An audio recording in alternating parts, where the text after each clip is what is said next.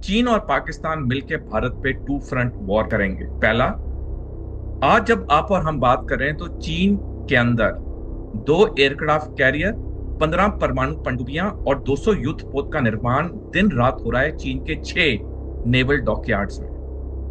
8 में पड़ोसी मुल्कों में से दो तो हमारे कट्टर दुश्मन है, चीन पाकिस्तान, उनको हम निकाल दीजिए। बाकी बचे 6। 6 में से सिर्फ एक भूटान है आज की तारीख में जो पूरी तरह भारत के साथ खड़ा है। बाकी 5 पूरी तरह चीन के गिरफ्त में है, क्योंकि पाकिस्तान और चीन भी चुप तो बैठेगा नहीं। जो उसने 18 महीने में बेशुमार पैसा ताकत लगाई है वहां पे अपने सोर्सेज कल्टीवेट करने के लिए, वो अब उनको दोबारा रीइग्नाइट करने की कोशिश करेगा। तो अगले 6 महीने बांग्लादेश की तरफ से बहुत इंपॉर्टेंट है भारत के लिए, कि शी जिनपिंग को एहसास हो गया सिंदूर के बाद कि अगर पाकिस्तान से कोई पाकिस्तान का नेतृत्व कर सकता है इस जंग में, वो है फील्ड मार्शल असीम मुनीर।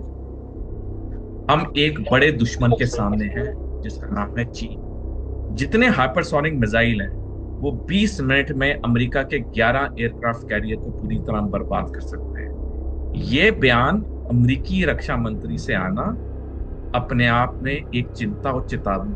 5,000 युवकों की ट्रेनिंग हो रही है पाकिस्तान के 6 शहरों में, पानी के ऊपर वाटर ट्रेनिंग। इसका मतलब क्या है?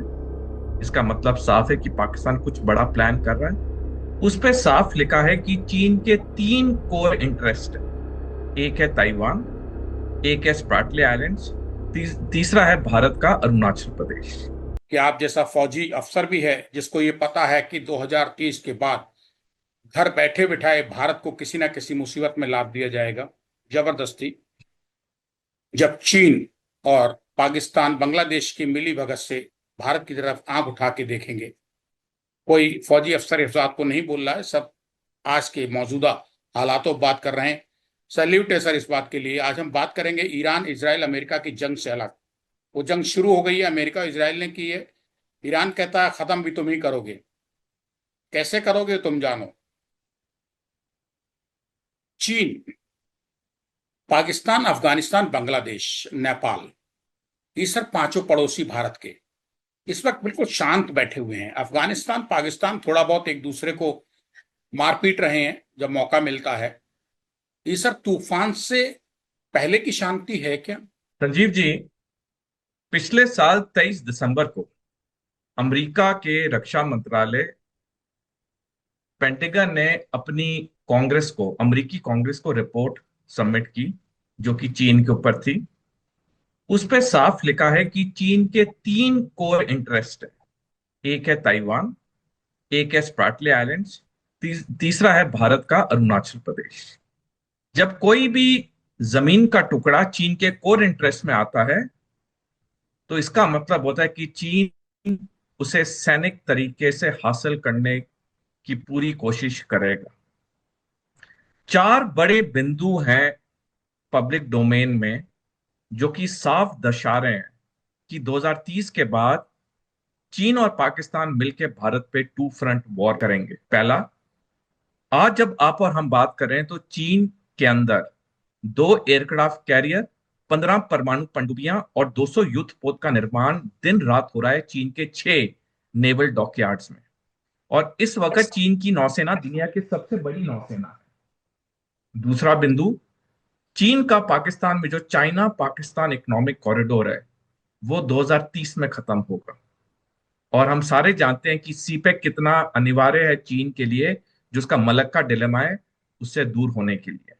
भारत के 8 पड़ोसी देश हैं, 6 जिनके साथ हमारा जमीन का बॉर्डर है, 2 जिनके साथ हमारा समुद्र का बॉर्डर है, मैरीटाइम बॉर्डर जिसे कहते हैं। 8 में पड़ोसी मुल्कों में से 2 तो हमारे कट्टर दुश्मन है, चीन पाकिस्तान, उनको हम निकाल दीजिए। बाकी बचे 6। 6 में से सिर्फ एक भूटान है आज की तारीख में जो पूरी तरह भारत के साथ खड़ा है। बाकी 5 पूरी तरह चीन के गिरफ्त में है। अब हमने देखा कि 5 अगस्त 2024 से 17 फरवरी इस साल, तकरीबन 18 महीने के मोहम्मद यूनुस के कार्यकाल में भारत विरोधी गतिविधियां, बातें, बयान बहुत हुए बांग्लादेश में, क्योंकि पाकिस्तान और चीन भी चुप तो बैठेगा नहीं। जो उसने 18 महीने में बेशुमार पैसा ताकत लगाई है वहां पे अपने सोर्सेज कल्टीवेट करने के लिए, वो अब उनको दोबारा रीइग्नाइट करने की कोशिश करेगा। तो अगले 6 महीने बांग्लादेश की तरफ से बहुत इंपॉर्टेंट है भारत के लिए। जहां तक चीन पाकिस्तान है, वो तो अपने टू फ्रंट वॉर के लिए जंग छेड़ेंगे ही छेड़ेंगे 2030 के बाद। हम जितना भी पाकिस्तान चीन के साथ अच्छे मित्र बन जाएं, जितनी उनकी बातें मान ले, ये दो देश बड़े क्लियर है, उन्होंने भारत पे जंग छेड़नी ही छेड़नी है। तो ये जो आपने सही आंकलन लगाए, ये जो अभी हमें शांति सी दिख रही है, ये लल बिफोर द स्टॉर्म है। और एक और टिप्पणी करना चाहूंगा, ये लल बिफोर द स्टॉर्म ऐसे नहीं कि 5 साल तक शांति रहेगी। अभी कल ही इंडिया टुडे में एक खबर छपी है कि पाकिस्तान में 5,000 युवकों की ट्रेनिंग हो रही है समुंदर के ऊपर, वाटर ट्रेनिंग। 5,000 युवकों की ट्रेनिंग हो रही है पाकिस्तान के 6 शहरों में, पानी के ऊपर वाटर ट्रेनिंग। इसका मतलब क्या है? इसका मतलब साफ है कि पाकिस्तान कुछ बड़ा प्लान कर रहा है। और मैंने इस पे लेख भी लिखा है कि 2000 तो पाकिस्तान ने चीन के सारे हथियार इस्तेमाल किए। चीन को लाइव लेबोरेटरी मिल गई अपने हथियारों को टेस्ट करने की, क्योंकि अब यह आधुनिक हथियार चीन इस्तेमाल करेगा अगले अगले साल ताइवान के जंग के लिए। तो एक ग्राउंड पाकिस्तान बना रहा है, चीन बना रहा है। सोडी साहब, मैंने आपको बड़े ध्यान से सुना। मेरे साथ, मेरे सामने, मेरे जहन में अब सवाल नहीं बचते हैं। क्या करेगा आपने बता दिया, क्यों करेगा भारत के साथ। पाकिस्तान क्या कर रहा है, क्या करेगा चीन के साथ मिलकर भारत के खिलाफ, ये आपने बता दिया है। नेपाल को अभी देख के ना खुश होने की जरूरत है, ना रंज पालने की जरूरत है, वहां सरकार बनने दीजिए। बांग्लादेश किधर भी खड़ा हो जाएगा, बिन पेंदी का लोटा है, विश्वास का नहीं रह गया है। लेकिन फिलहाल बांग्लादेश और भारत के रिश्तों को लेकर भारत के परिप्रेक्ष्य में भी 6 महीने का वक्त दीजिए कि ये नई हुकूमत किधर को घूमती है, इसका रुख क्या होता है। ये तो आपने जियो पॉलिटिक्स, विदेश नीति, सैन्य नीति, सामरिक नीति, वैश्विक सब कुछ आपने बता दिया है। दूसरा, चीन के साथ मिलकर वही पाकिस्तान 2030 में 3.5 फ्रंट वॉर पे भारत के खिलाफ चीन के साथ मिलकर बांग्लादेश के खड़ा हो सके। अब जो पहला पॉइंट था परमाणु हथियार का, वो तो 2830 मई 1998 को पाकिस्तान ने न्यूक्लियर टेस्ट करके पूरा कर लिया।